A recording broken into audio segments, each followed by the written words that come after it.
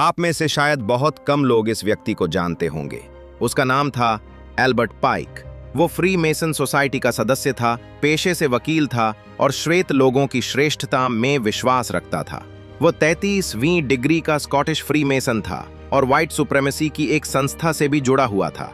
सन 1871 में उसने एक इतालवी पत्रकार को एक पत्र लिखा था जिसमें उसने भविष्य में 3 विश्व युद्धों की भविष्यवाणी की थी।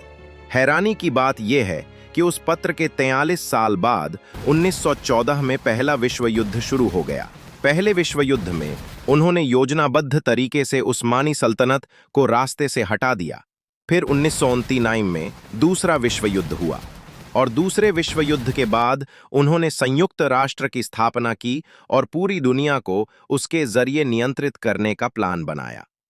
फिर पूरी दुनिया में नकली मुद्रा को जोर से लागू किया गया और सोने की मुद्रा को बाजार से गायब कर दिया गया।